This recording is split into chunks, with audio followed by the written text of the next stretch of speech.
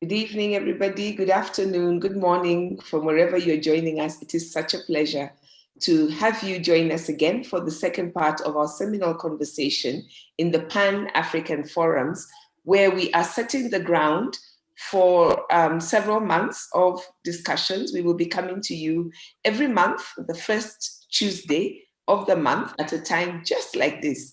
And we will be exploring what it means to look at the world, to think through our many struggles, our many challenges from the identity of being African.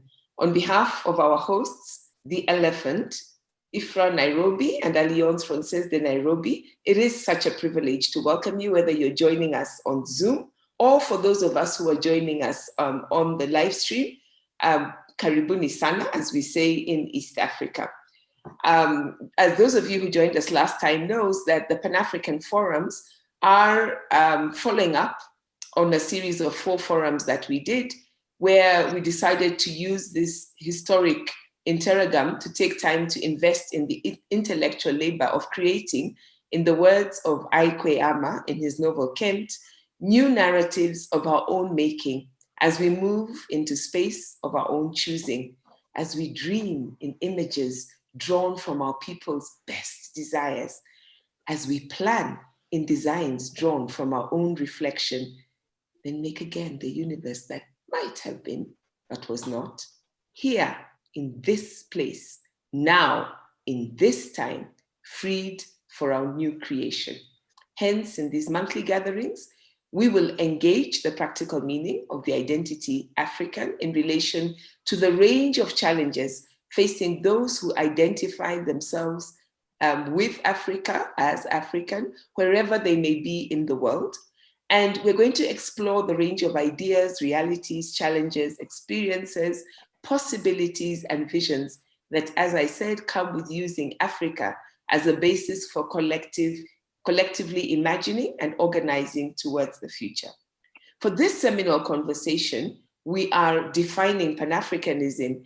And for those of you who joined us or who have had a chance to listen or follow on the first part of the conversation, we had Brian Kagoro, who is not only a Pan-Africanist, but really invested in development governance, coming to us from the standpoint of working in the policy sphere.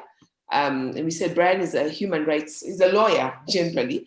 And what he did was to start us on this exploration of the concept. We looked at some of the definitions of Pan-Africanism, and we began to tease those out at some of the history that has brought us to this space and how that history helps us understand the nuances that come with different people's understanding of Pan-Africanism and the different struggles that Pan-Africanism has engaged over the last century or so. We also began to talk through some of the contradictions and nuances. And then eventually we began to tease out what that meant in terms of the present moment.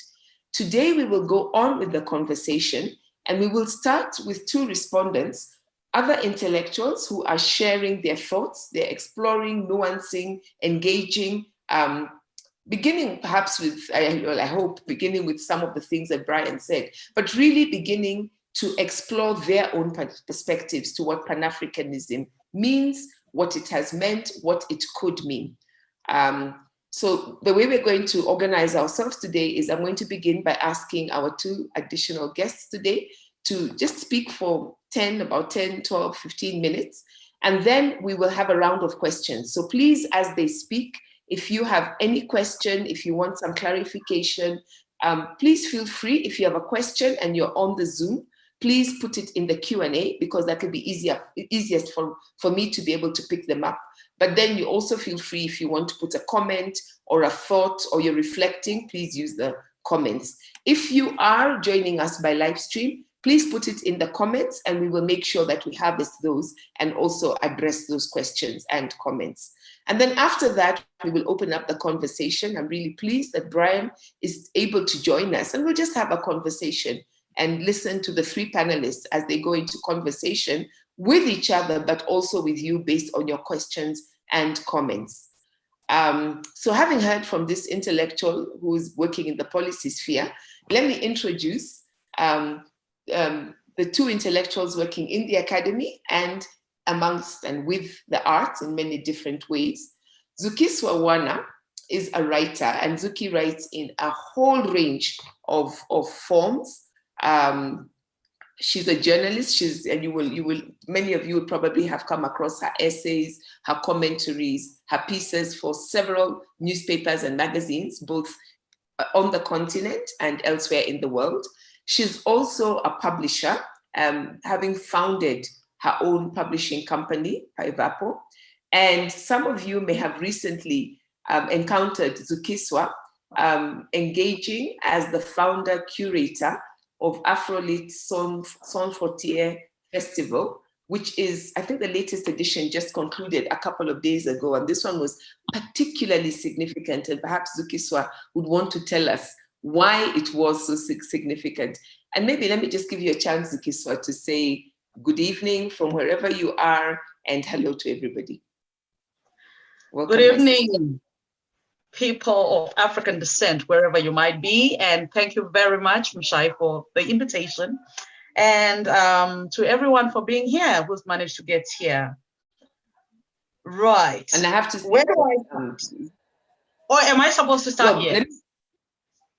No, I just wanted to say that one of the things I have particularly enjoyed, I just went back and looked at, just dipped into it, was the book. I think most of us know you for your fiction, but I really enjoyed, just going back to your travel memoir. First of all, I love the title, Hardly Working, because even as you're saying you're hardly working, it just seemed you worked so hard in giving us this really interesting glimpse of what a version of Pan-Africanism can look like. So I just wanted to say, Karibu Sana, I'm so excited to have you join us. Asanteni, but also, you said intellectual. I'm just a cultural worker. Dr. Murunga is the intellectual.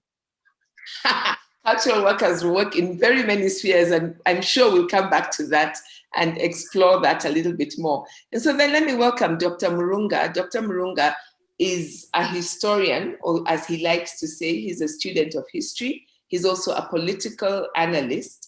And currently he's the executive secretary of the Council of the Development of Social Science Research in Africa.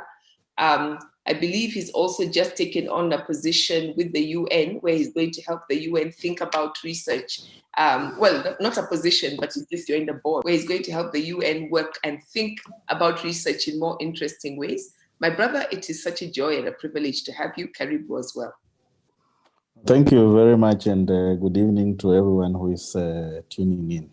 I knew Zukiswa would bring this intellectual thing here because I owe her a trip to Dakar. So can we keep that aside for today?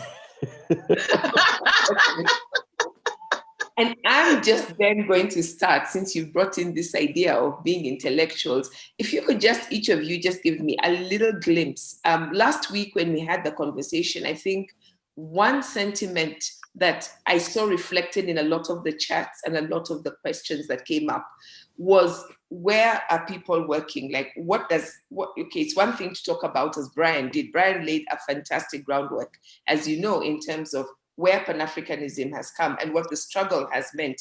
And particularly, a lot of people got caught up in the politics, in the whole political realm and the ideas of the economy and the development. But people began to ask, okay, what does it look like in some of the other realms? I know there were a couple of questions on education. And then somebody did ask about, okay, what does this mean in the cultural sphere? So before I give both of you a chance to just talk to us a little bit freely, I wonder if each one of you could just give us a little snapshot. What does it mean to be a publisher? What does it mean to be a writer? What does it mean to be a curator of a festival that has this vision of a continent or a people who are beyond the nation states? Perhaps I can start with you, Zukiswa, and then we'll come back and allow you just to wax forth. Okay, thank you very much for asking that.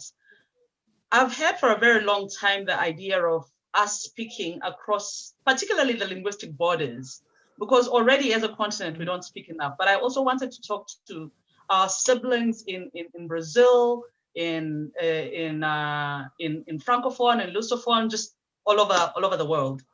And so, for the longest time I had been doing, and you have come to a few of those, I have been doing artistic encounters. And in doing artistic encounters, I was interested in how art can speak to each other across the languages. And so I kicked off that, and that happened for 3 years. And then, of course, COVID happened. But when Corona happened, I thought we could do a little bit more on this, particularly with literature, which is a field that, I know quite a bit about, but not as well as I should. And I know a lot of other Africans do not as much as they should. I don't know how many times I have seen on public platform statement like, oh, there is no humor in African literature. There is no this in African literature. And I'm like, really? So it is thus that I decided to kick off pandemic online festival, if you will, Afro-Lit Sans Frontiers. And initially, I started it looking at writers from Lusophone, from Francophone, and from Anglophone. And they would do whatever their presentations in their languages, they would read, they would interact with the audience. It was absolutely amazing. So we did that for 5 seasons, but I was also very keen on the fact that we weren't having African languages on this platform. I mean, we did maybe in the first one with Lingala, where Richard Alimutu in Congo read something in Lingala. But I was keen to be able to do something. So I went ahead and I asked, and I looked around, and I managed to get a bit of funding. And then finally, I could now say, you know what? Let's have some African languages. And so Afro-Lit Sans Frontiers just did a special African language edition, which ended yesterday. And it's available obviously on our YouTube platform and our website.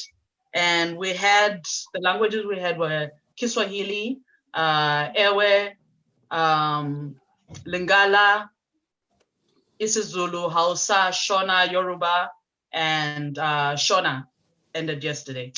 And but I've seen beyond that we've been doing quite a lot of other things in the cultural space. And I think perhaps that may be one way of highlighting how Pan-African conversations can be made. Because, for all the animosity, say, for instance, between South Africa and Nigeria, diplomatic stuff, we have also noticed that some of the best musical collaborations have come between these two countries. For all the KOT versus Nigerians on Twitter, we've also seen that some of the greatest collaborations have come from this. So I think maybe the cultural space could be one of the ways that we must consider as our salvation and, in foraging a way forward. We have certainly seen artists like Burna Boy, for instance, making a statement about Zimbabwean Lives Matter. And in this, I would actually like to state, as I'm starting, that we need to recognize how state power is being used to subdue the voices of self-determination. In Zimbabwe, I understand that Hopo Chingono, who just got arrested again today. In Nigeria, in Cameroon, in Brazil, in South Africa, in Namibia, pretty much everywhere where you can find Black people. And so I think that sometimes what has happened during this time is that there seems to be a young collective voice of people speaking up beyond their national borders. And that to me makes a difference. As you were speaking, Zukiswa, I remember something Brian said. I was just checking my notes where last week he said, Africa has, Africa can, and Africa will. And so many times people say, well, one reason Africans can't work together is all this linguistic diversity that makes it impossible for them to work together. And so I really appreciate what you just said, that despite all this, it is possible to actually put together a festival where people tune in from all over and people are actually speaking in this huge diversity of languages. I think this week, The Continent put out a special edition, The Continent, which is this online weekly magazine that comes to you. You just get it by WhatsApp. Again, this idea of Africa Can. And this was the first edition edited by Nanjala. Nyabola, which had all these different languages that are spoken on the continent. I'm going to come back to you in a minute, and I'm going to ask you to please let me know, just share your working definition of Pan-Africanism, and then maybe if you can speak to us for another 10 or so minutes from whatever perspective, responding to some of the things Brian said, or in your own thoughts on what that has meant to you and what your experience or your thoughts around it might mean. But before I do that, Godwin, again, I just want to ask more or less the same question, just as a place of setting us down and really beginning to ask questions.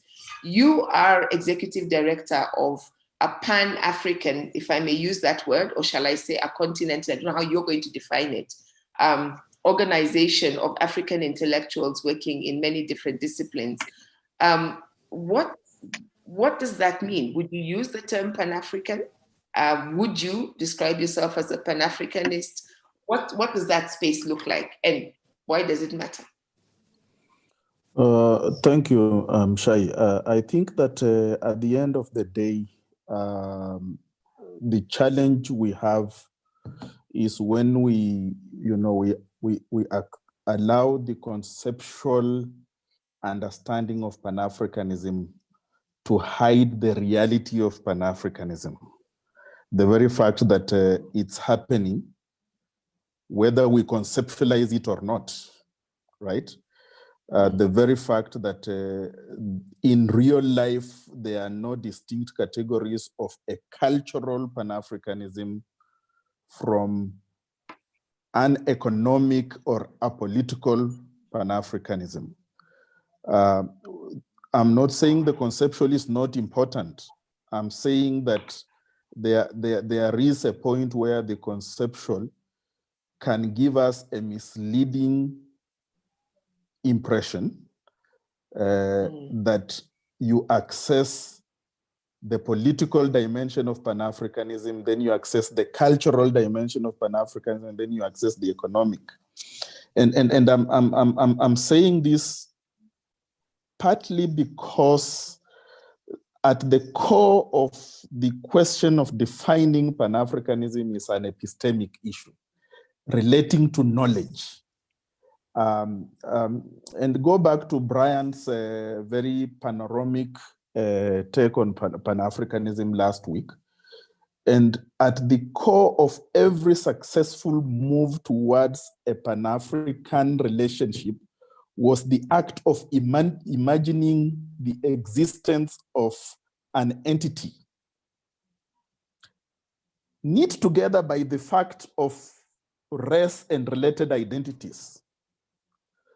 But the deliberate act of imagining that it is possible for African peoples, irrespective of where they are, to forge a commonality, a common thing that assures them that this is their entry point into the very act of being human.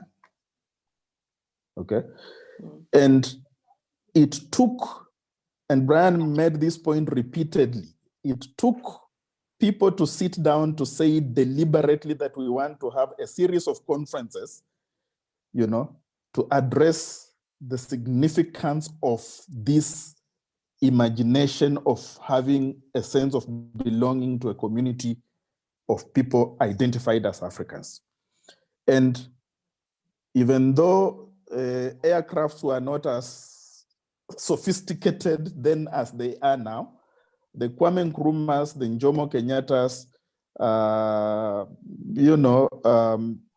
all these people were able to link up with George Padmore, Edward Blyden, so that capacity to imagine the possibility beyond the locality that you belong in is, I think, Mshai, what you're asking me to talk about. It is that there is a knowledge question sitting at the heart of this, and the desire to know is core to what Pan-Africanism is.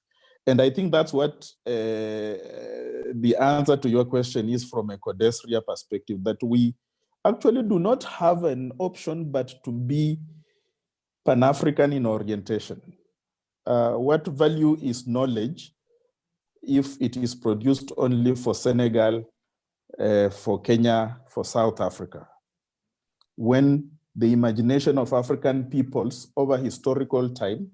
You want to look at the stories, you want to look at the folklore, you want to look at anything that one can associate with pre-colonial Africa, imagined a world beyond the locality.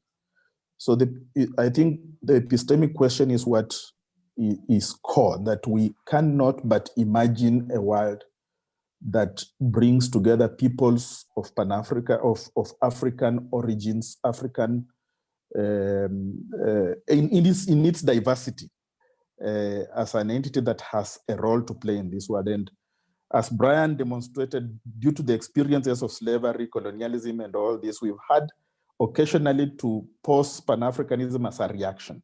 But actually embedded in that reaction is something much older, better, and we need to imagine it, produce knowledge about it. And that's what we try to do from Codesria. Thank you very much. And so Zukiswa, then, what does that look like from the arts, from the sphere of working with culture, from the sphere of working with people from all over the continent in the unique way that the arts allow us to do? I think the arts perhaps allow us to just free our minds and essentially go wild and see what we can do. They also allow us to question, and part of questioning is being able to stand in solidarity with each other. Right at the beginning, when earlier this year, when the George Floyd incident happened, quite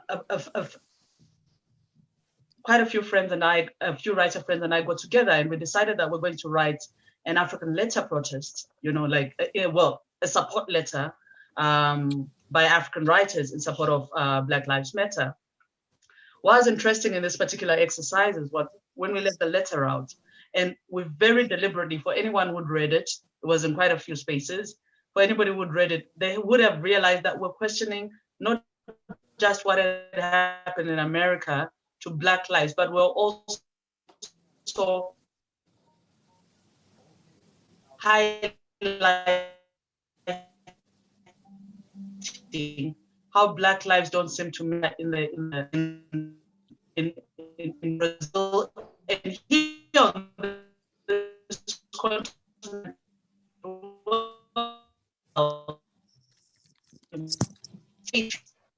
Our police were supposed to protect and serve and oppose, and so in now this letter, one of the criticisms came out. It's came out from young Africans who said, "Well, you're talking about America, but why don't you talk about everything that is?" A lack of distinction in this particular message, because it was during the Black Lives Matter protest, because pretty much everybody who had spoken up in that platform, from Amataidu, from to the young people right across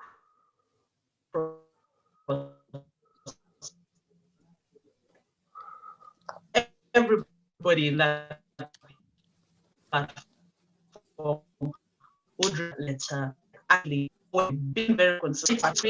Landscape is helping, highlighting really that there is more than just one thing, but beyond that, it's also being able to learn your voice. Can everybody else hear me? Okay, so it's also being able to learn your voice to a position and being able to say, as I was saying to somebody else some time ago, they said to me, "Well, you choose to use your voice, but not every artist needs to." I said, no, not every artist needs to, but perhaps I realize that my readers are all over the continent, and if any of them are injured, I am also injured. So an injury to one is essentially an injury to all. And so it's worth recognizing that. It's worth recognizing whether you're a musician, you're a dancer, you are any form of cultural worker, that your audience are the people next door to you, that everybody. And so you need to learn your voice when you're able to, you know? And yeah, so that's what it means to me.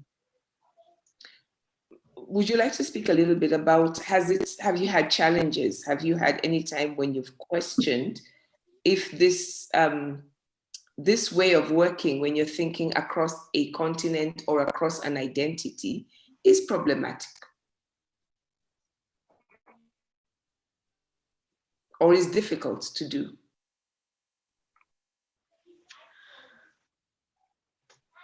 I personally don't find it problematic. Perhaps the only challenges that I get, and this is something that we have been talking at length and thinking about doing something about, is where, you know, I always say, you know, as far as I'm concerned, the US was made through the arts, you know. They had Hollywood. So every time you watch the movie, the hero was always an American, and then whoever was a bad guy was whoever America thought was an enemy at that time. You know, the prize for journalism is the Pulitzer. Everybody looks at it. When somebody wins a Pulitzer, then it's like, oh wow. You know, the Grammys are supposed to be the thing in music. The Broadway is supposed to be their thing in theater. And so you need to start, I think as a continent, you know, we need to start thinking about how do we invest in the arts, you know, so that we have our cultural voice. Because if some other entity from outside keeps sponsoring the artistic events that I'm doing, sometimes I might be forced not to say anything about things that I oppose, that I see are hurting my fellow siblings in their own world, whether in another country, you know, that is funding it. So we need to find a way of how to do it. I do realize, however, the danger of cultural workers and the danger of anybody in the arts in general, and that's probably the reason why a few of our not very clever governments have been talking about the scrapping of humanities in universities, you know. And so when we recognize that these are the people who question, these guys are worried about their power. At the end of the day, there's a word in Nguni, Izinduna. At the end of the day, our presidents, a lot of our political leadership appear to be something that Brian said in the last thing. They appear to be Izinduna. They appear to be middlemen for Western or Eastern capital, but never for us who are within. They, you know, so anytime anything happens, they want, the American ambassador must speak, this other person must speak, but they never listen to our voice, and they justify their actions to the US, they justify their actions to the UK, even when they're showing their wrath. Oh, I can't believe that you're doing this. This is neocolonialism. They always say that to the West. And even when we do something, when we question the way they do things, they do not believe that we are intellectually capable enough. And this is something that Brian, also I touch on something that he said. They do not believe that we're intellectually capable to be able to criticize. So constantly they're like, who is funding you? Because it's absolutely impossible for us to see how the misfortune and the dangers and the problems that they're giving us. As far as they're concerned, we must be funded from somebody else.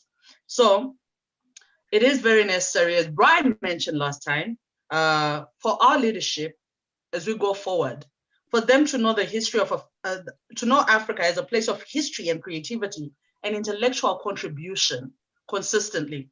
One of the most quoted intellectual presidents on this continent, famous for some I'm an African speech, taken from Agri, obviously, Agri of Africa, was also very famous for quoting dead white men when he was doing speeches. W.B. Yeats, Winston Churchill, you know, and so forth and so on. And you'd wonder to yourself, this man who says he's an African, who talks about how Africa is a place of intellect, does he not know any African intellectuals? You know? And so perhaps just to end this little bit of section on intellectualism, my Sierra Leonean brother, Ishmael Bear, who writes in his book, The Radiance of Tomorrow, and he talks about how African presidents talk about mountains and rivers as though they're the ones who built them. You know, they talk about the wildlife as though they're the ones who gave birth to the wildlife, but they don't actually tell us what their achievements are in the course of their leadership. And so perhaps we need more of this. We need intellectual engagement from them, but also we need practical engagement. We need to see them saying they believe in this continent and the Black world enough that they don't go to hospitals in Europe or in Asia when they get sick, which is perhaps the greatest equalizer that the pandemic has given, because now they currently need to be in our countries, within our borders, and maybe utilizing the same hospitals that we do. So yeah, that's where I'll end it for now. I like where you've ended, because you talk about the importance of the intellectual work that we are doing, whether we're working in whatever sphere of work you're doing, but that it has got very real and practical implications in people's everyday life. Because so again, going back to some of the comments that we had at the first part of the conversation, were people saying, okay, but how does this really help us? What if I embrace this identity? What practical effect has it had historically on African peoples? And I know Brian spoke a lot to that, but also right now in the present moment. Godwin, what were some of your thoughts when you listened to Brian, or some of your thoughts in general that you would like to share with us at this point?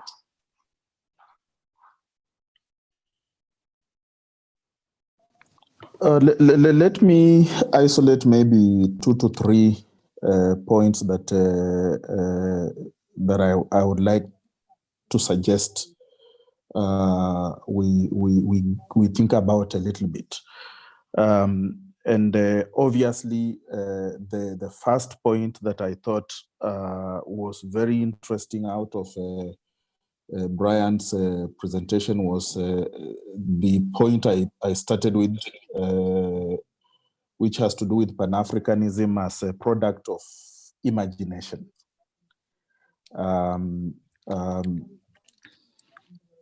Essentially, in Edward Blyden's words, you know, that the notion of the African personality.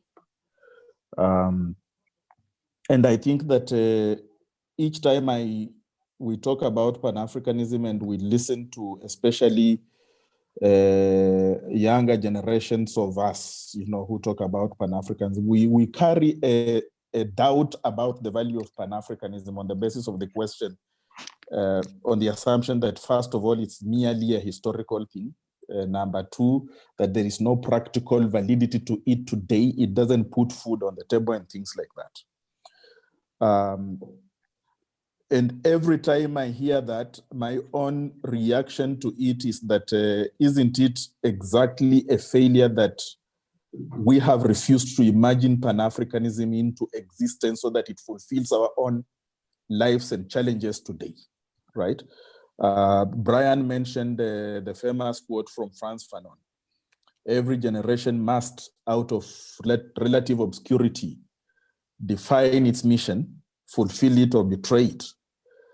And each time I hear people talk about Pan-Africanism in a dismissive way, wondering whether it brings food on the table, I do not think of it as a failure of Pan-Africanism, the historic Pan-Africanism. I think of it as a failure of successive generations of Africans to imagine their mission and fulfill it, right? The reason is simple. The reason is that the people who imagined Pan-Africanism into existence through the conferences and related activities were confronting a reality, the reality of slavery, the reality of racism, the reality of colonialism, the reality of neo-colonialism. Kwame Nkrumah's book, Neo-Colonialism, the Last Stage of Imperialism,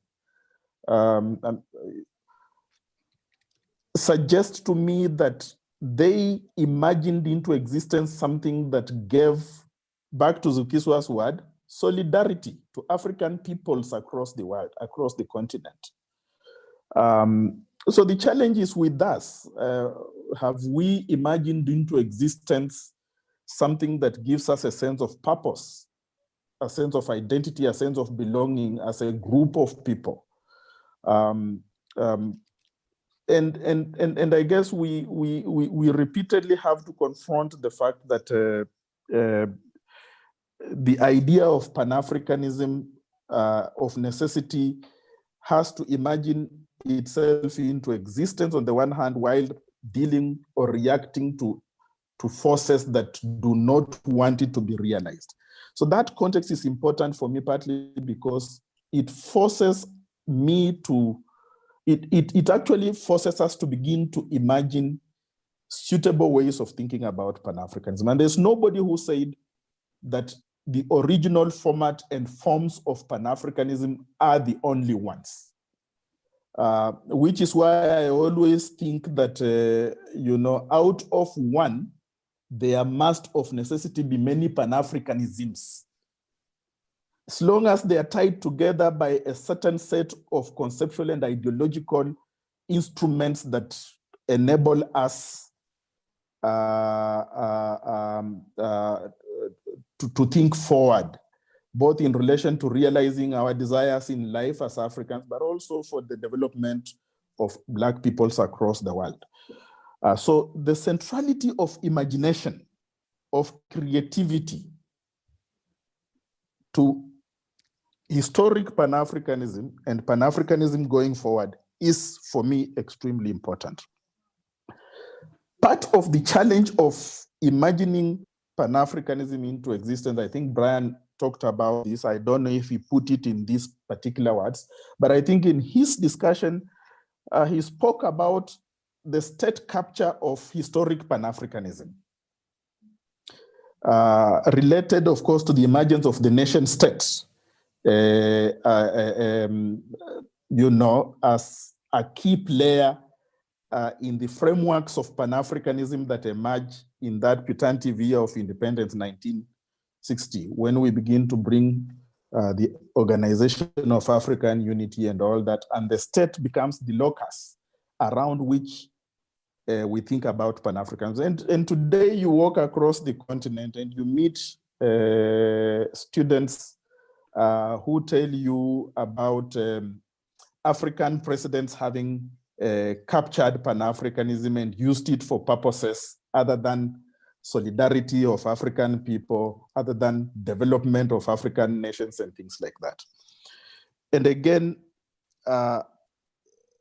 the founding fathers and mothers of Pan-Africanism did belong within nation states, but had a capacity to imagine something bigger than the nation state. Heroic acts of people that we can remember. Julius Nyerere refusing to proceed towards independence unless Kenya and Uganda attained their independence. And many other examples that we can find across the continent of people who understood that continental unity was key to realizing the reality of a Pan-African state for peoples of Africa. And this went beyond Africa. People maybe might not remember that the graves of some of the serious thinkers around Pan-Africanism can be found in Africa. Du Bois buried in Accra would be one good example. So yes, state capture of Pan-Africanism is a challenge to that imagination that I spoke about. But just like colonialism and slavery was a challenge, and our forefathers and mothers imagined the Pan-African out of this, I think the challenge for us that Fanon placed at the table is the challenge of us imagining something beyond this state capture. The final point I would like to mention, Mshai, is that at the moment, I think we are struggling with realities, especially economic realities of life, that we just haven't thought of in Pan-African terms. One of the greatest blueprints for Africa's development was the Lagos Plan of Action. and read that document. At the core of that thinking of these people was self-reliance for African peoples. And they tried to imagine institutions that would facilitate self-reliance for African peoples. And this was a vigorous, carefully thought through process. We don't realize that a part of the mandate of the Africa Development Bank had something to do with the realization of self-reliance. Mwalimu Nyerere spent all his time, working around self-reliance. And we can mention a whole range of other people who did this. What was the counter to the Lagos Plan of Action? It was a carefully crafted neoliberal onslaught on all the important institutions that would have enabled a Pan-African conversation. And today we sit and we think about the neoliberal approach, the marketization and of the continent in a framework that does not satisfy the goal for self-reliance, but we hardly think of it in the context of the fact that it was a deliberate onslaught on the Lagos Plan of Action.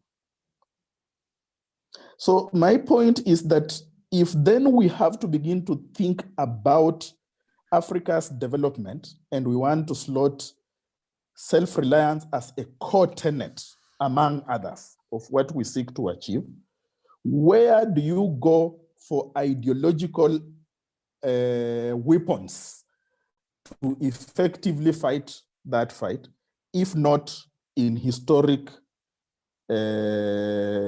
imagination of Pan-Africanism? Why was it so dangerous that Africa implemented a tool of development centered on self-reliance, right? So it is not true that our forefathers and mothers who imagined Pan-Africanism did not think creatively about what was good for Africa's development. And in politics, in culture, and in economics, one can identify strands of thinking that would form the basis of a new or a slightly different thinking about Pan-Africanism that is in tune with contemporary challenges of the continent. And later on, if allowed, I will come in and try to identify what are the enablers of Pan-Africanism that we sit with today, that we've simply failed to imagine into existence so that we can begin to build blocks that help us grow that solidarity that Zukiswa was talking about. Thank you.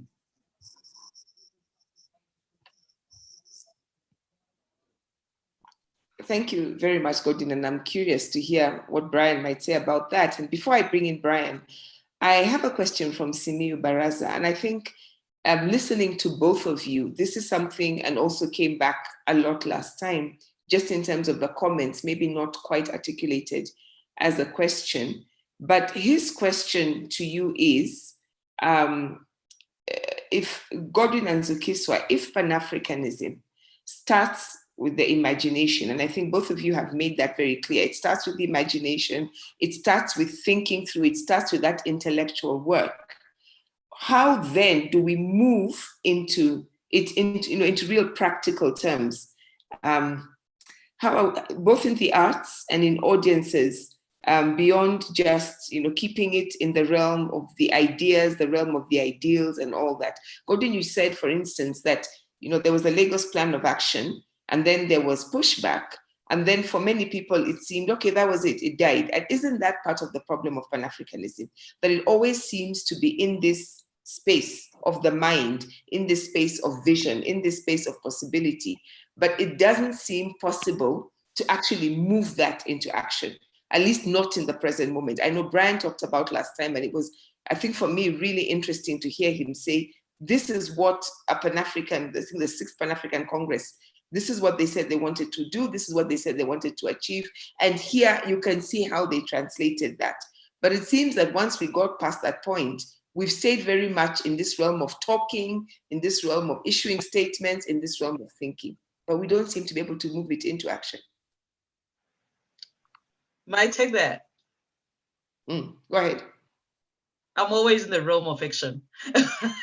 So I can only speak for literature, which is where I am. And one of the things that I have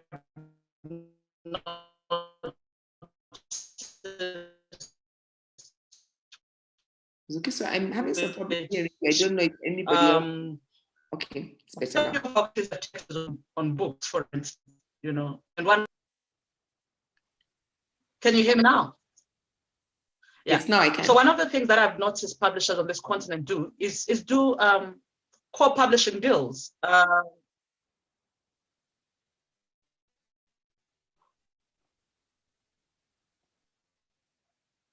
Hello? Yes. Hello, Zukiswa? Yes, can you hear me? Yes. Yeah, I can hear you. Can you hear me? Yes, so co-publishing bills.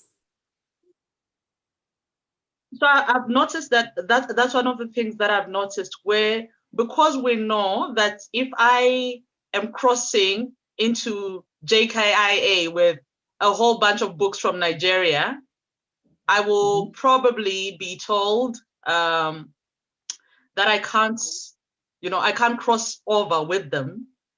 And so instead of crossing with all those books from JKIA, a publisher from Nigeria who I'm working with will just say, hey, why don't you print this in Kenya, and then you can start making a noise before my artist comes over to Kenya. You see, so that is one way. That is in South Africa, publishers and Wuza Press in Rwanda certainly doing it. But I also know that there has been like very real efforts at translating across languages. And I think here of Etale in Mozambique. And I also know quite a few publishing houses in Cameroon. So these things are already happening. And I know for a fact that one of the projects that I'm working on, the translators are going to be Black Brazilians and Black French people, French-speaking people. So that is already something that is happening. So I can only speak for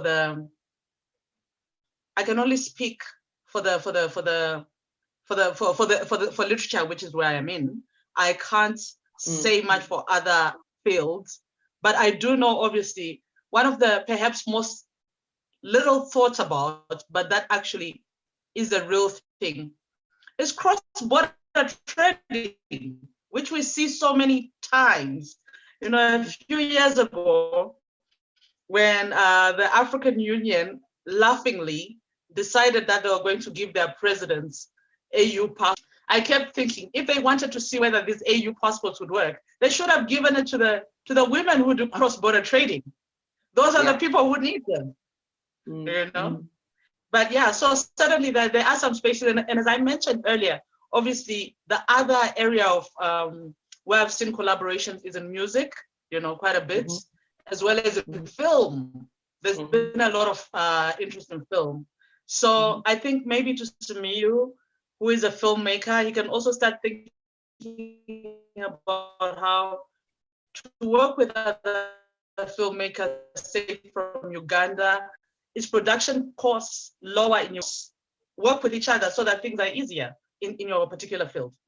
I really love that example, because one of the things I am aware, there was a time when the joke among African artists was that we travel to other continents so that we can meet each other. I know that is certainly true for storytellers and for theater people, but now more and more people are beginning to figure out ways of making sure that not only can they invite and find ways of whatever it takes to bring artists from other countries into their own country and not wait for other people to make that possible.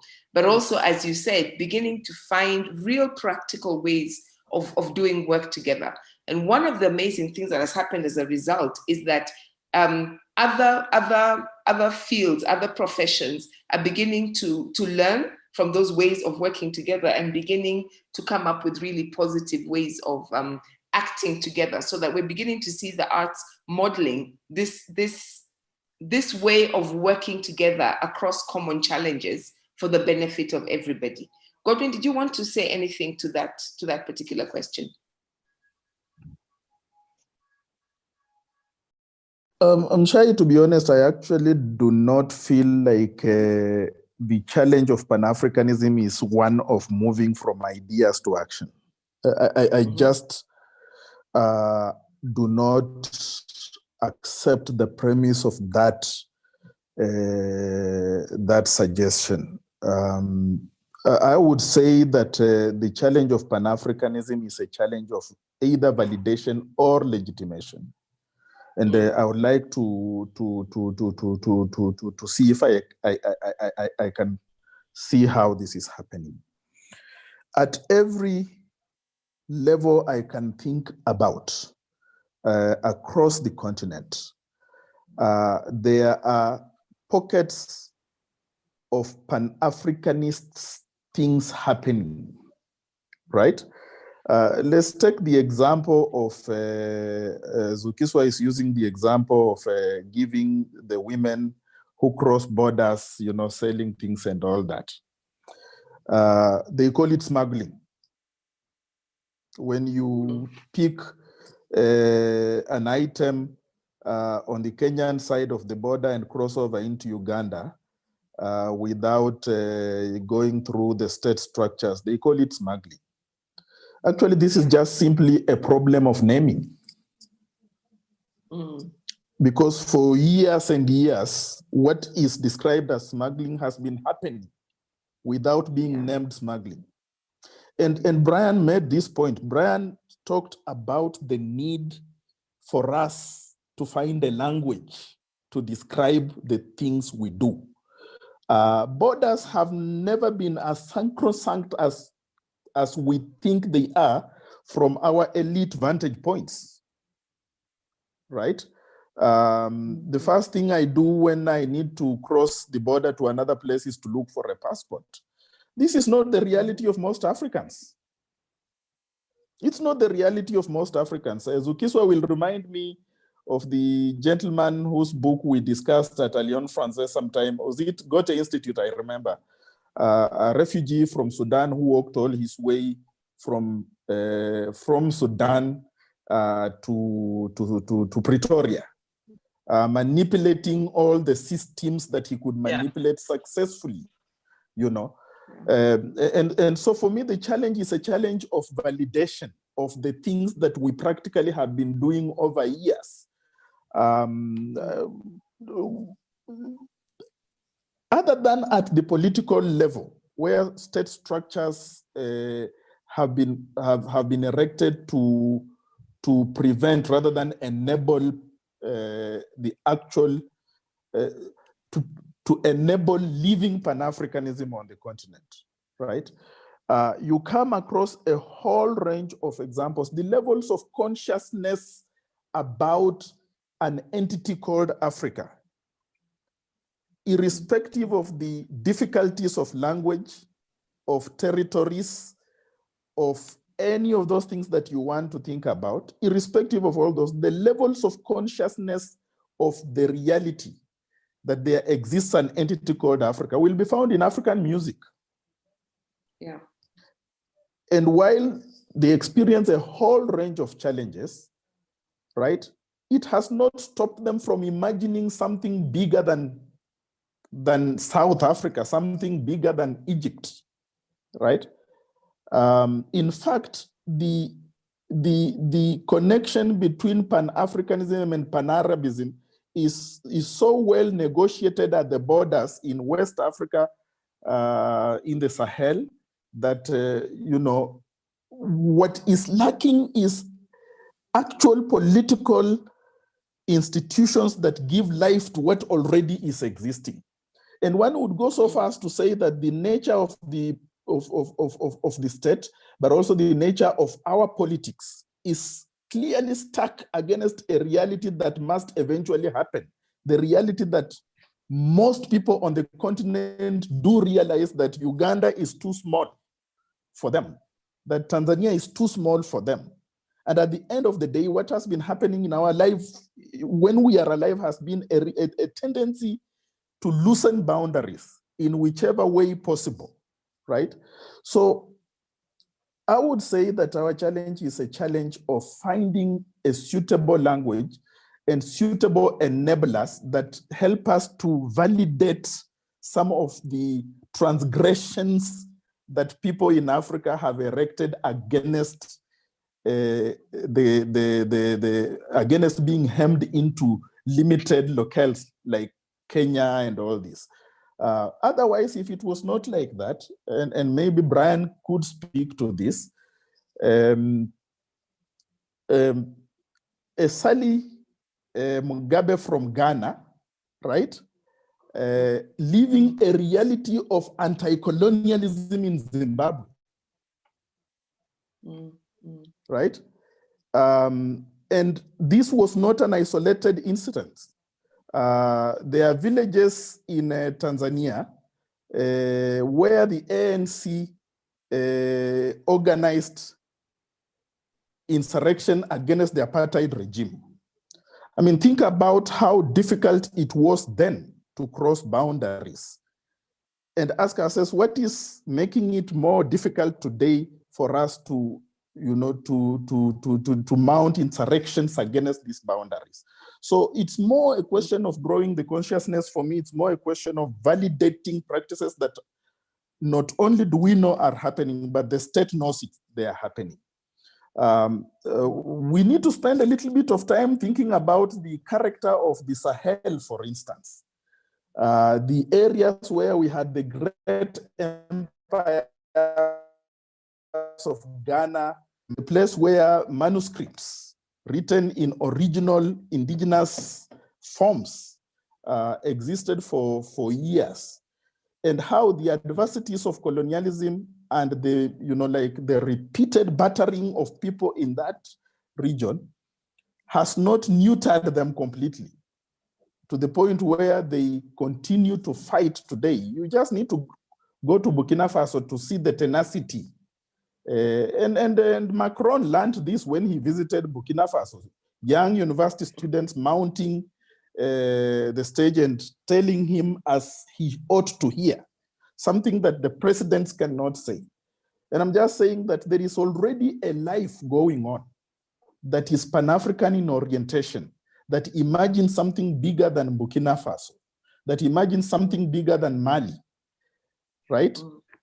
Even in its very nature, the people who are trekking out of so-called poverty into the, you know, into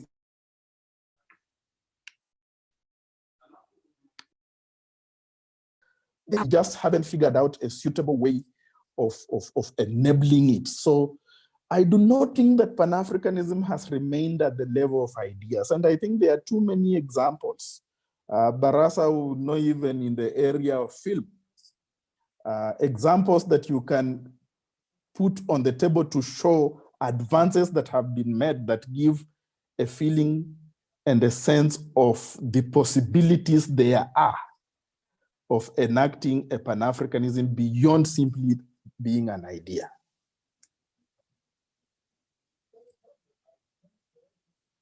I think we can say that Africa, what you both of you are saying is that Africans are already living beyond the nation states and have been doing that for a very long time. I'm going to ask Brian if he wants to say anything, both in relation to that comment, but just generally from the conversation so far.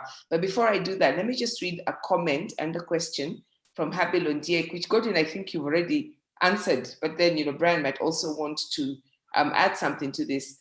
Habil says, culture plays an important role in unifying people, and we know that's why colonizers went to great lengths in order to erode African culture.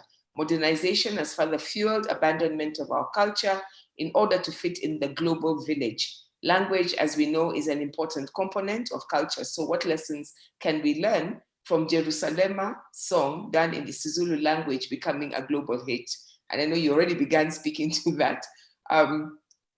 Brian, as you come in, would you like to comment on that or just build on any of the thoughts that Godwin and Zukiswa have shared with us so far? Yeah, I would like to avoid the Jerusalemization of Pan Africanism. But I think that something perhaps related to that question is Haile Selassie made a speech, excuse me, at the 1963 conference. Haile Selassie made a speech that had the following lines. I want to see if the listeners can know where they remember this speech from. Until the philosophy that holds one race superior to another is utterly and completely destroyed, everywhere there will be war. Emancipate yourself from mental slavery. None but ourselves can free our minds. Africa, unite, right? Let's unite together to fight against our imperialism. Now, many people don't remember this speech from Haile Selassie. They remember it. Haile Selassie's speech was about 38 minutes. A young Jamaican storyteller called Robert Nesta Marley broke this down into about 3-4 songs. The rest of the world, from Japan to China, dances to this. It still remains some of the most popular songs. Very few realize that these were excerpts from a speech made at the very first OAU conference. Why do I say this? I think that we are, Mshai, and thank you, Godwin, thank you, Zukiswa. I mean, we couldn't have had two greater minds to start off this discussion after last week, right? And Godwin raises the issue of validation and legitimation, and Zukiswa raises the issue of solidarity and voice. And if you spin the imagination question that Godwin raises, and you think about why is it difficult for this generation to imagine Pan-Africanism that they think is practical for them, it's partly the neoliberalism has reduced all our imagination into 5 things: money, power, sex, faith or spirituality, and info, not even knowledge. And the media pervades these things. So part of our problem is if it doesn't have sex appeal, you don't know it exists. It doesn't make you money, you don't know it exists. And much of what Godwin was talking about, Lagos Plan of Action, are transformative ideas. So I want to suggest that as we take on the ideas that Zukiswa and Godwin have given us, whilst we appreciate the exigencies of everyday existence, the difference between Africa, India, and China at the present moment, and even America, is China has a 100-year plan for Africa. India has a 50-year plan for Africa. These are long-term transformative perspectives. They may change over time. It may be too ambitious to plan over 100 years. But anything that's not driven, as was the Lagos Plan of Action, by a long-term integrative structural transformation that factors in what we do with culture. So we're not imagining culture for today, we're imagining culture and how to deploy it in our self-development, in our self-reliance, is we will keep on being tentative because short-termism does not cure historical discrimination, marginalization, exclusion. And that's why as an African, Godwin will know, I have consistently refused the notion of a global village and indicated to them that it's neither global nor village. It is thus a space dominated by one culture that deploys itself as the only culture. And that counter narrative that says we actually do exist and we see life differently and we have a right to see life differently as persons of African descent, as Africans, is what we have been deprived. And Godwin describes how power has been used, coup d'etats that I talked about last week, assassinations, if you read The Economic Hitmen, all sorts of things. Zukiswa talked about how Hollywood has deployed its power and might in the media. Even when you have brilliant African Americans, and actors of Black descent. They are marginalized in roles. They don't constitute what becomes what are heroes. And we cannot sit around there from Mshai and complain, right? I think everybody says, oh, we need to be objective. We're in danger of becoming racist. We're in danger. I'm sorry.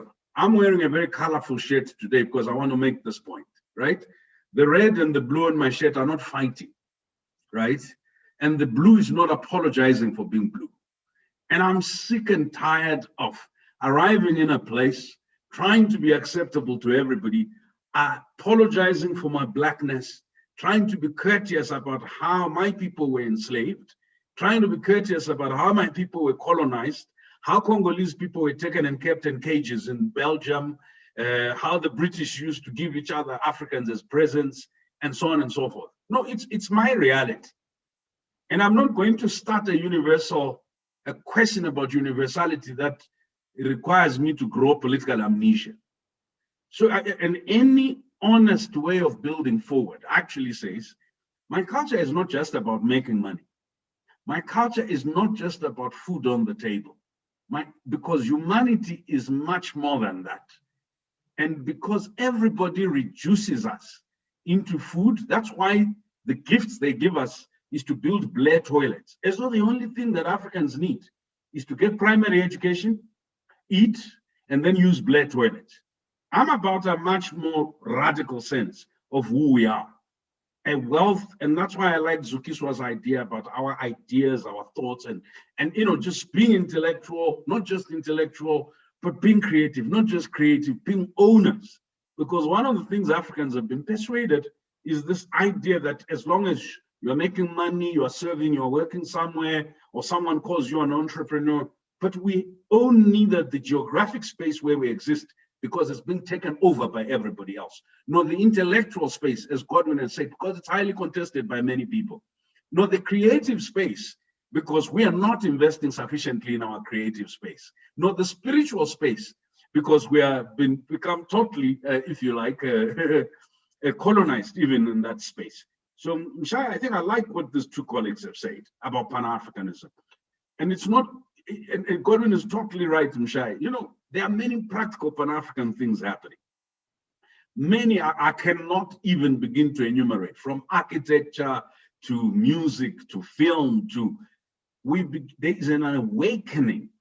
And this particular moment, because of the anti-Black racism campaigns that Zukiswa talked about, the George Floyd stuff, is a moment that's akin to no other in history, where people are openly talking about historical and current racism, whether in foreign policy, in development policy, in multilateral institutions. And what we are learning from hearing about racism in the UN, at the World Bank, in companies, and so on and so forth, is that Pan-Africanism was not being hindered by just the lack of imagination. There were structures intended to retain and institutionalize white supremacy in education, structures in health, structures in global development. And unshackling these structures, Mshai, takes a lot more than us just doing small little things as each individual. That's why Godwin's point is very powerful, that, and Zukiswa makes the same point, that not only are our siblings everywhere, it is the same people who dominate global economy, global media and arts, are the same people who historically have thought of us not as equals, but thought of us as hewers of wood and carriers of water, as slaves, as subhuman. And asserting our equal humanity, I think, is something we must do consciously, unapologetically, but as Godwin has said, there are many enablers that we are seeing in many spaces.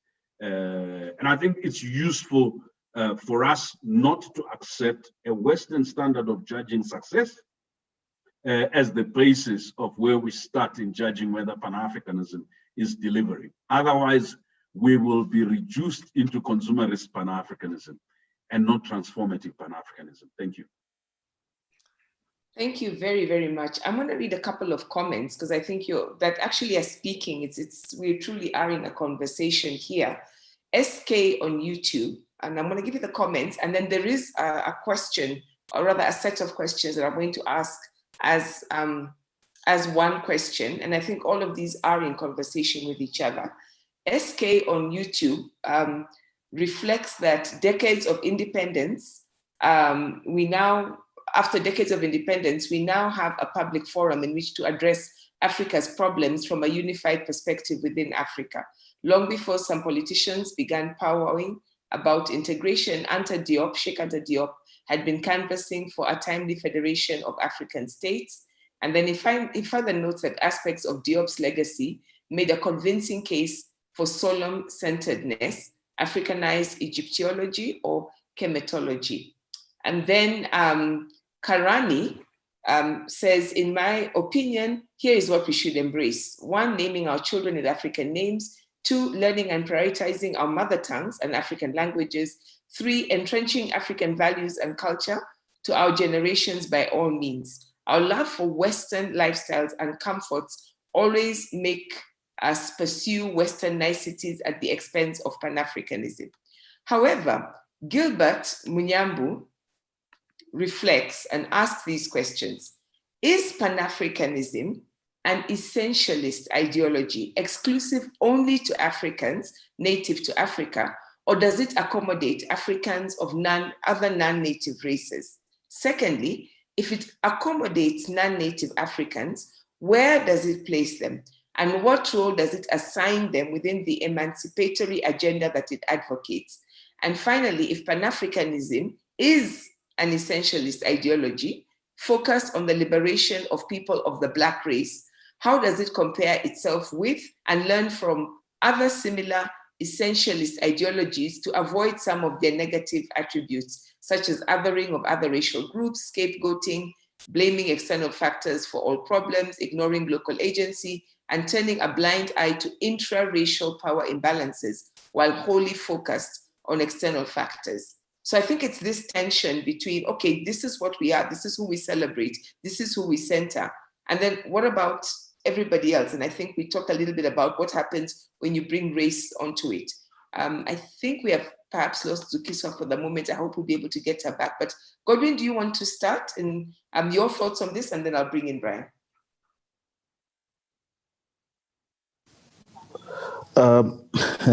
Mshai, those were, I mean, like a whole range of questions. So it's not even, I'm not even sure where to start.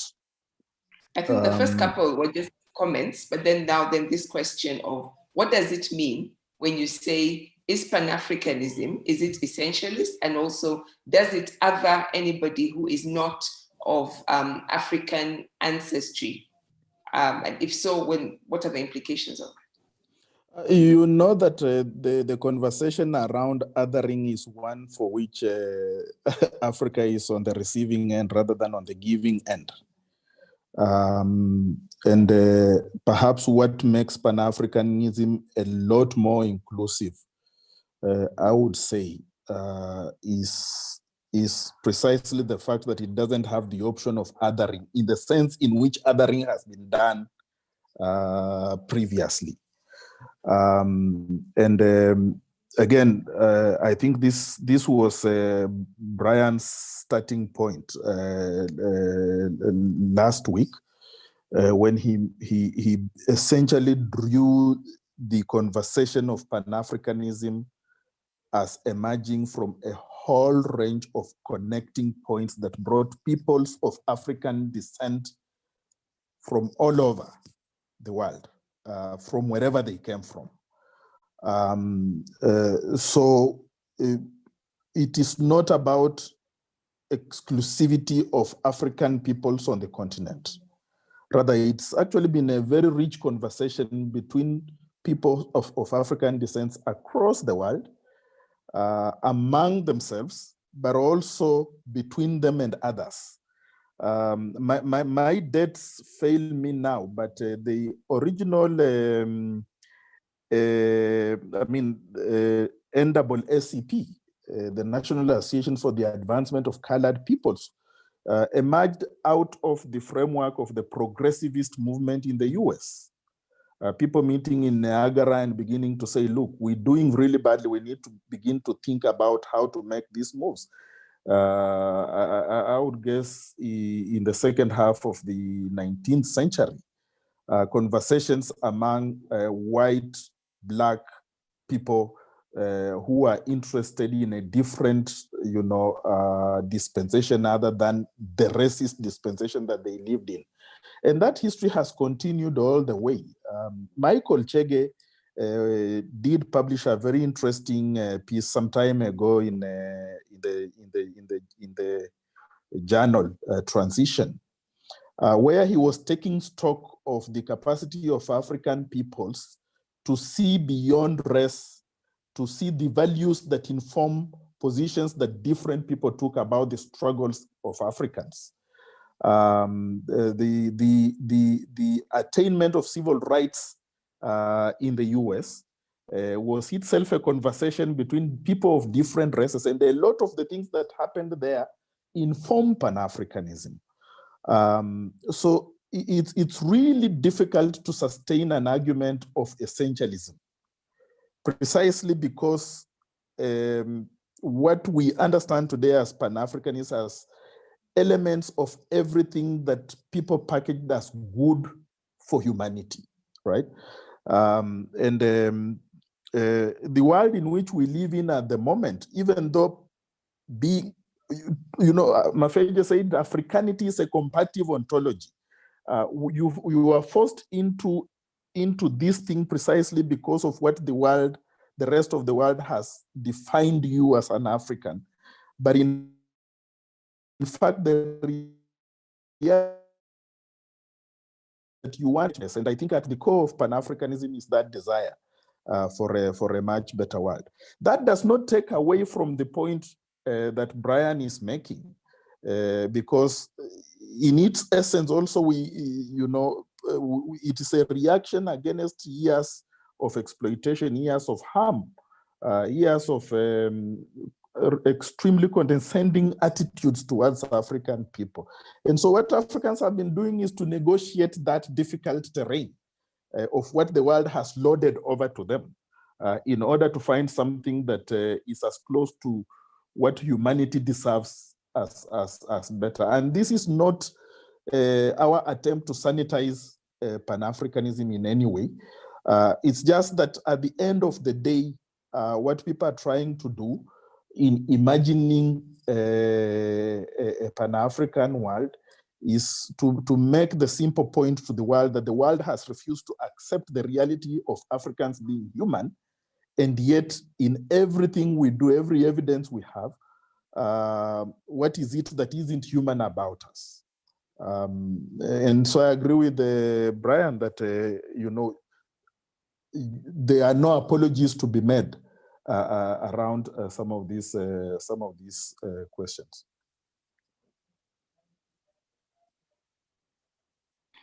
Brian, would you want to add anything, or do you feel that Godwin's covered that pretty well?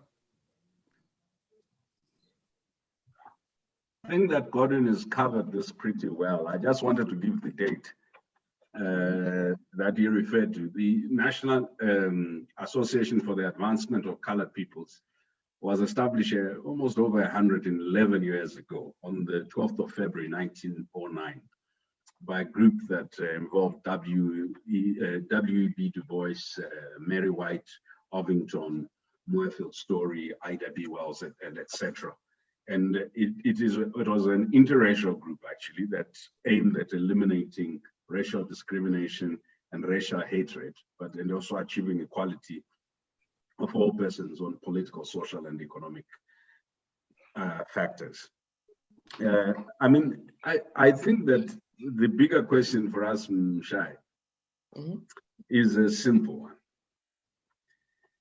I heard in 2017, African American, African migrant, and African actors complaining about awards in Hollywood, right?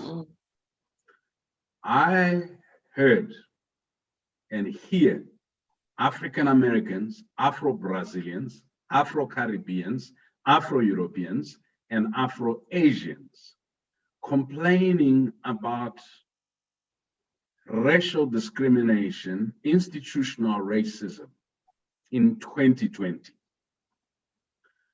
I observe when I travel, and I travel quite a bit, that I am also treated with suspicion simply because I am Black. I read the stories about the ill treatment of Ethiopian maids, Kenyan young ladies in Asia and elsewhere, semi-slave conditions. So I asked myself a very simple question. If this thing that we're calling Pan Africanism was born in part in order to contest racial hatred and discrimination, especially against persons of African descent, as well as to achieve equality in the political, social, and economic spheres. And we're still struggling with these things, whether we're in America, I'm sitting in South Africa, these are big issues, and across the world. What should this generation do to deal first with that issue, put it to bed, right? Then the second thing, Mshai, is, you know, if those of you who follow English soccer will notice that people are wearing the poppy flower this week, which is a celebration of Armistice Day, November 11th. Because these poppy flowers were apparently very popular in the Western Front when they were fighting in World War I. Now, Mshai, I said this last week. World War I was fought decades before Africa was liberated, right? How is it that Western cultures give themselves the latitude to remember and memory, and they use this memory as a never again principle? And for some reasons, Africans think that 55 years is too long for us to be remembering. It is important for us to know how this political elite that's taken over our states have failed in grand corruption, in ethnicity, and so on, the tribalism, and so on and so forth. But Mshai, I think that it's useful for us not to pretend that the empire died with independence, that the post-colony arrived with Black majority rule. If we do this, we will be politically naive, right? We will be actually, and this is what bothers me about African intellectualism within the middle class. This idea that things are so bad in Africa that the only thing that's gone wrong is that we allowed colonialism to leave, right? And we took over. And then there's absolutely no attention paid to the context of the globe. That's why I was at pains last week to explain the global financial architecture, the power of the chief executives of pharmaceuticals and big companies. Everybody else in the world can see that power has been reconfigured. And Africans, for some reason, were refusing to see the reconfiguration of global power and its impact at the local level, in development, in the arts, and in everything else. So without excusing ourselves, Mshai, I think that as Godwin answered the essentialism question, I think that what we also need to answer is the exceptionalism question. I hear countries that are older than Africa saying we're a young democracy, right? And we've got to ask ourselves, what is a young democracy? And what does it take to build beyond where we are? And what does that, if you like, integrative, transformative regionalism look like? And that is where a lot of things are happening by themselves. They are happening practically, but there is an overinvestment into localism that we're seeing amongst the political elite and some of our intellectuals, that you actually don't get it. That our shores have so many Chinese, have so many Turkish and Russians. Everybody sees global opportunity. And for us, we're refusing to go global to see opportunities in these other continents. But we cannot exploit those opportunities in those other continents if we don't unite and we don't leverage. We simply will wait to be plucked. We'll wait for others to come and exploit our resources and exploit us. We ourselves are not becoming, we're not projecting ourselves in that self-reliant growth that Godwin was referring to.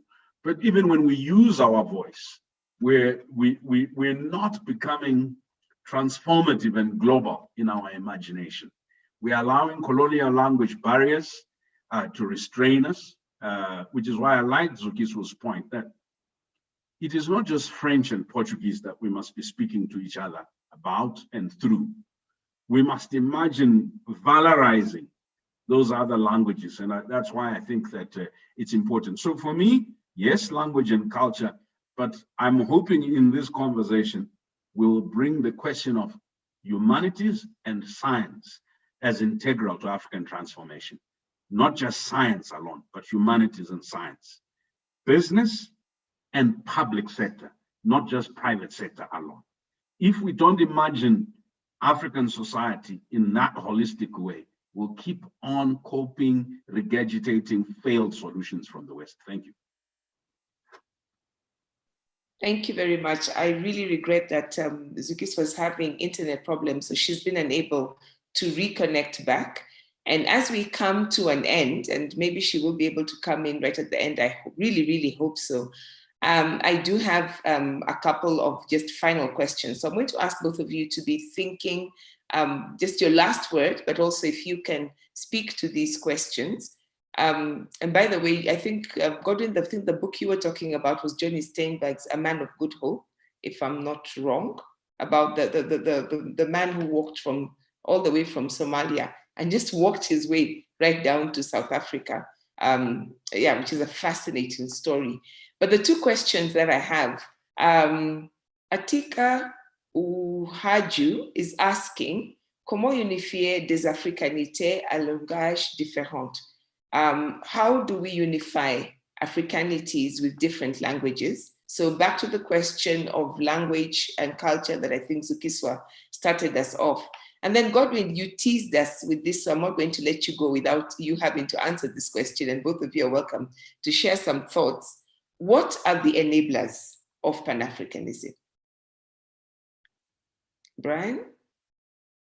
Godwin? I think, yeah, either of you. First, the question of languages.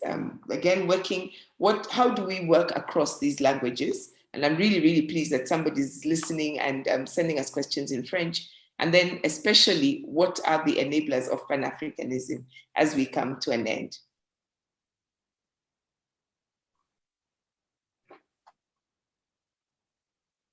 Okay, both of you seem to be thinking very, very hard. Let me invite Brian. I was waiting for Godwin He looked like he's taking notes and writing very furiously. Yeah, I was waiting for Godwin to answer. So what I was going to say is simple. Last week, I made reference to Kiswahili and how Swahili emerged without the Western language schools, without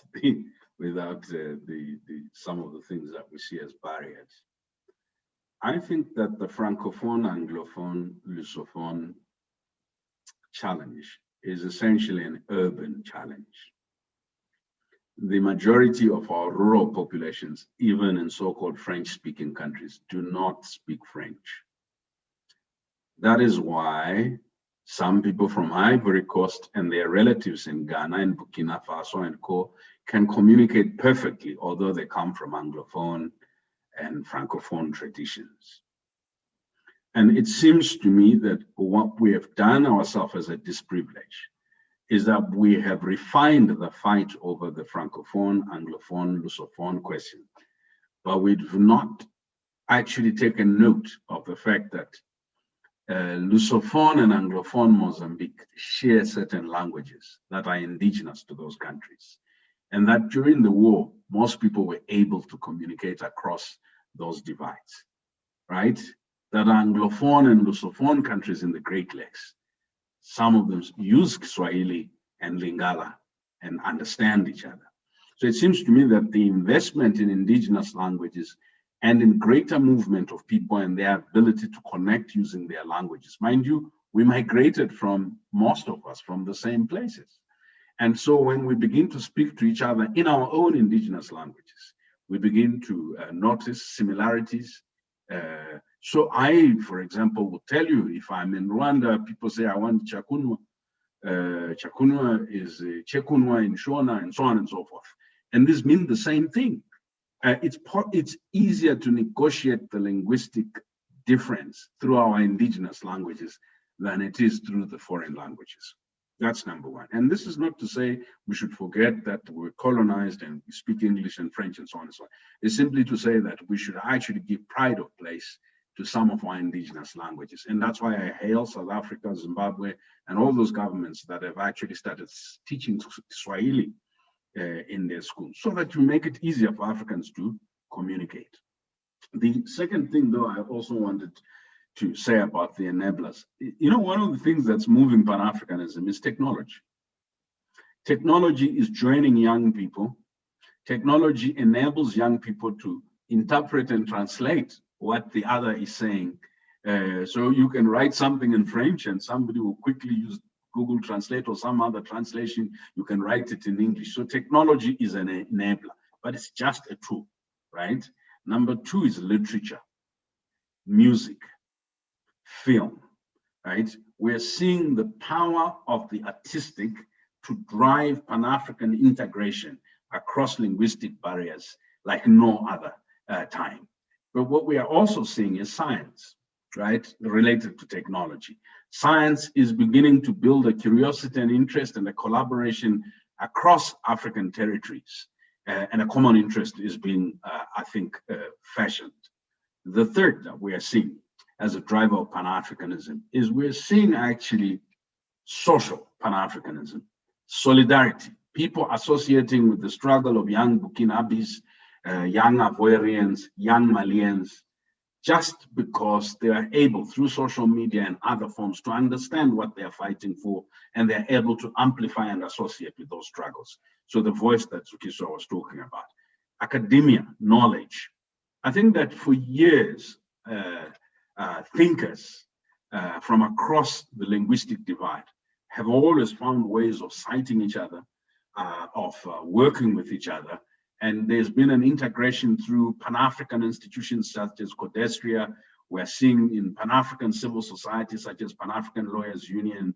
We're seeing it through institutional mechanisms such as the African Commission on Human and People's Rights.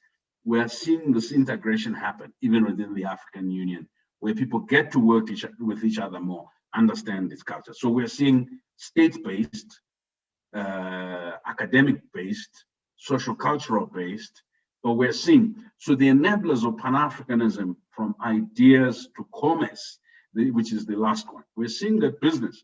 So when the rest of us are complaining about movement, what has happened? Because our governments are so obsessed with capital. The South African capital, whether it's MTN, Standard Bank, South African Brewer, is in Nigeria, right? It's in other territories. French capital is in English-speaking countries, right? We're seeing banks, we're seeing breweries, we're seeing other forms of firms. So capital has been able to drive a form of Pan-Africanism. And linked to commerce, we've seen cross-border traders. And that's why for all its limitations, this continental free trade area arrangement needs to be enthused more with the common experience of women cross borders, ordinary artisans, small to medium scale enterprises, and African youth entrepreneurs. Because commerce, when you combine it with all these other endeavors, can have a transformative and developmental component. And if all these are integrated into education and curricula, and we're beginning to see, we started Shikanta Diop as part of Black internationalism, as part of the negritude movement, and so on and so forth. And so we felt, because of the solidarity and the shared ideologies, that we understood something about Senegal, we understood something about Sekou Touré, we understood something even about North Africa.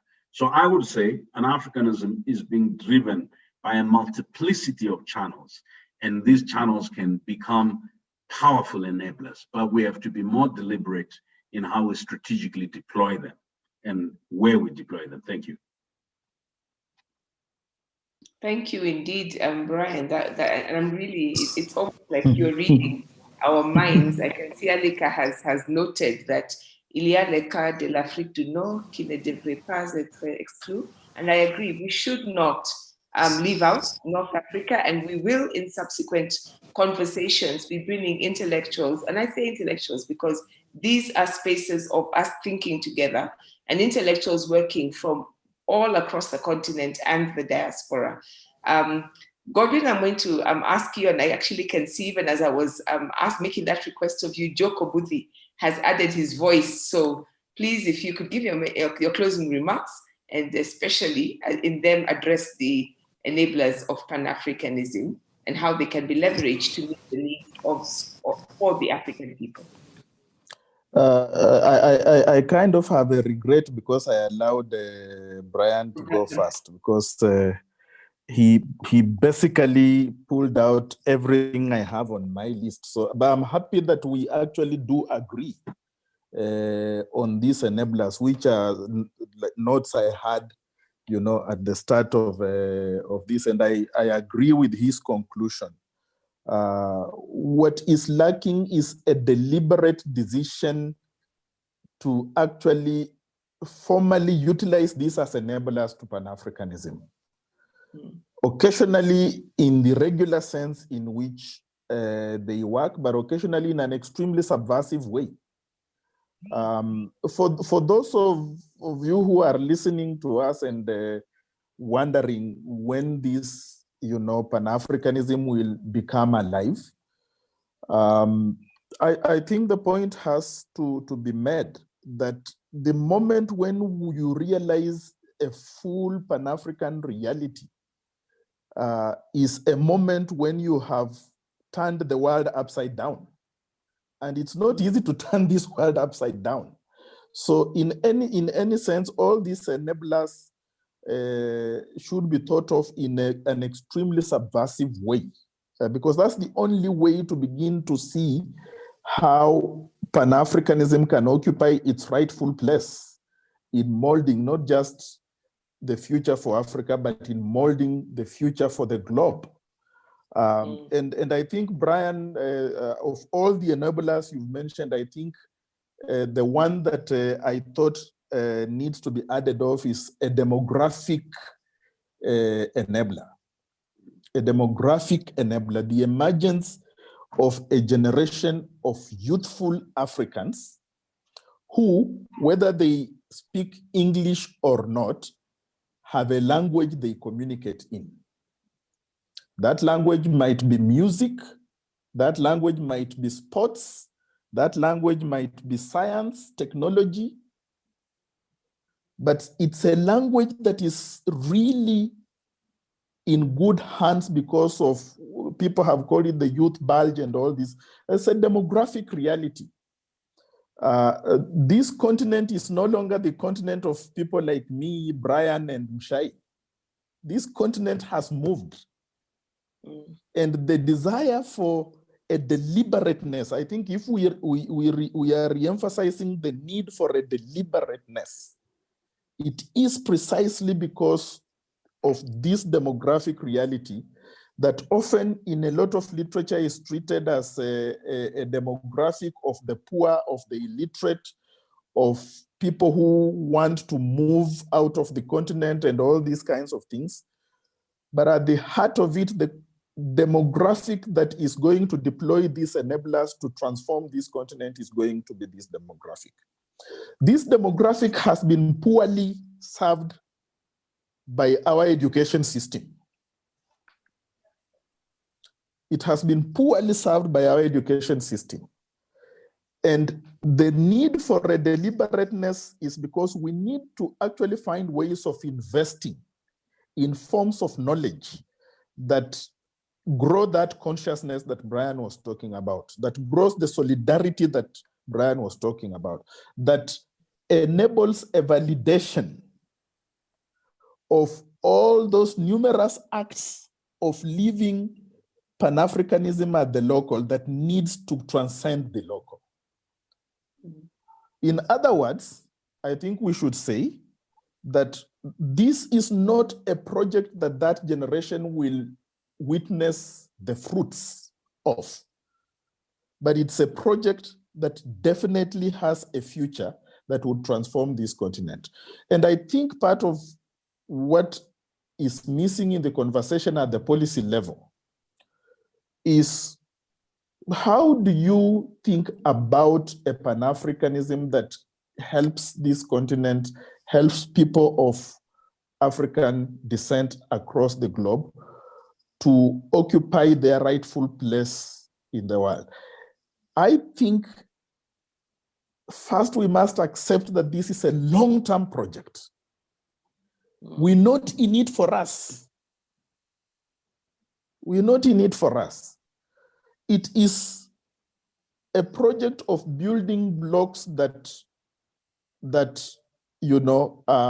form the base of a totally different world.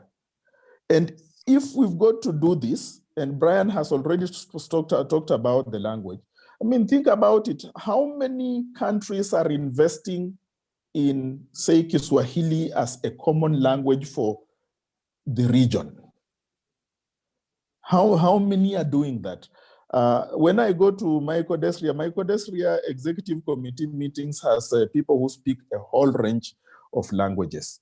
But because I am schooled in the modern university Francophone, it took me such a long time to realize that I could speak to my colleague from the DRC in Swahili. I did not need the translators to help me speak to this colleague. And so I spent all this time, and then one day he picks up and we start speaking Swahili, and I realized I haven't spoken to this guy, understood where he's coming from and all that, because my education has taught me to think Francophone, Anglophone, or Lusophone. And that's the point that Brian is making, that already the basis for a transformative language that allows us to have our own conversations is there, but we haven't invested in it. So to reiterate, a long-term investment, the need to grow a consciousness, the need to deliberately use these enablers as a basis for a slightly different conversation about Pan-Africanism, a clear desire to bring in an epistemic break that allows us to institute something different from what modern education has given us, and finally, being unceasing in our desire to realize the goals that we set for us, even if those goals are of necessity long-term. Because at the end of the day, the building blocks are the ones that will give us the Pan-Africanism that we seek. So, and finally, I should say that at the end, if some of these building blocks begin to form, the political realization will be forced to follow. Because it's in the nature of the politics of our day that they must be pushed for them to do the right thing. So in some sense, these enablers are an indicator of how to subvert the current forms of politics that we have on the continent. Thank you very much, Mshai. Well, thank you very, very much. I'm sure everybody who's joining us on YouTube or is in this webinar with us in Zoom would join me in really sincerely appreciating all three of our speakers. You have given us such an amazing foundation for the conversations that we will be continuing. Zukiswa, speaking from the space of the arts, I regret that due to technological challenges, she wasn't able to complete the conversation with us, but she gave us such a fantastic beginnings, such a fantastic foundation. And Zukiswa, I've seen your message where you say, you know, a text message where you've said, I'm looking forward to being able to catch up with the rest of the conversation when power comes back. So yes, we continue to work with very, very real challenges. Brian, thank you so, so much for joining us, starting us off that great foundation last week. And then Godwin too, for joining us and enabling us to think through, especially this question of the imagination. this question of the intellectual work that has to be done.